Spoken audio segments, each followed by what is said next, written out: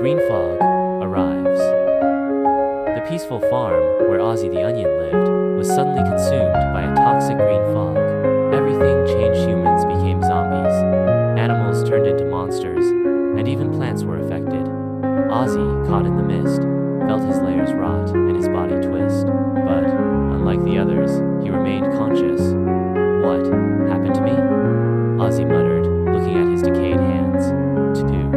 The wasteland awakening Ozzie wandered through the ruins, seeing empty streets, broken buildings, and hearing the moans of the undead. He realized he was different, not fully dead, but not alive either. He had the strength of a zombie, but the heart of a protector. If I'm still here, I have to do something, he told himself. 3. The boy in the truck. While searching for survivors, Ozzie heard a child crying inside an overturned truck. Peeking inside, he saw a small boy, Eli, clutching a stuffed bear. Eli screamed, "Ah, a zombie!" Ozzie raised his hands. "Whoa, kid, relax. I don't eat people." Eli hesitated. "You can talk?" 4. The first rescue. After calming Eli, Ozzie protected him from a horde of zombies, using his tear-inducing onion gas. As the creatures wept uncontrollably, Ozzie sliced through them. Eli watched in awe. "You're a hero." Ozzie chuckled. "Never thought I'd hear that about a zombie onion." 5.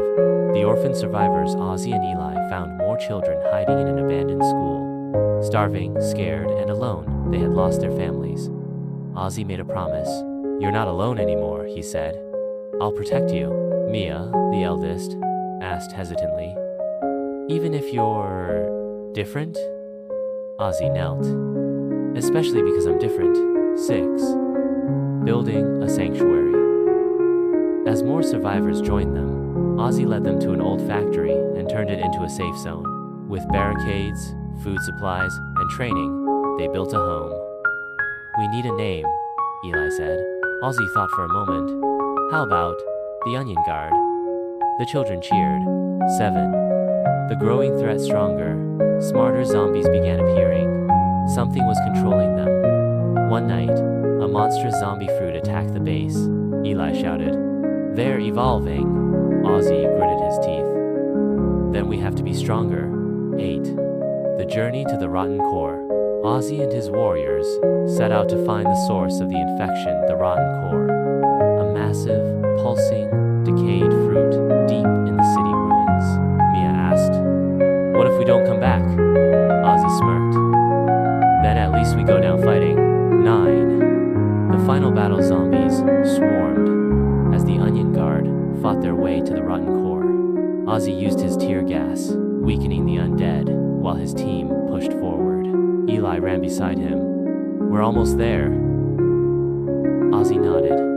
"Then let's finish this." Ozzie's sacrifice.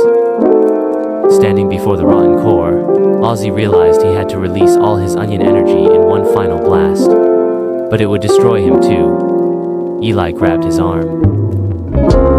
"There has to be another." Ozzie smiled sadly. "This is the way."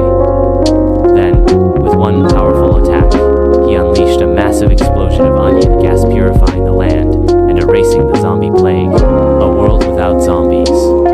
As the dust settled, the sky cleared. The zombies were gone. The world was saved. But Ozzie was no longer there. Eli fell to his knees.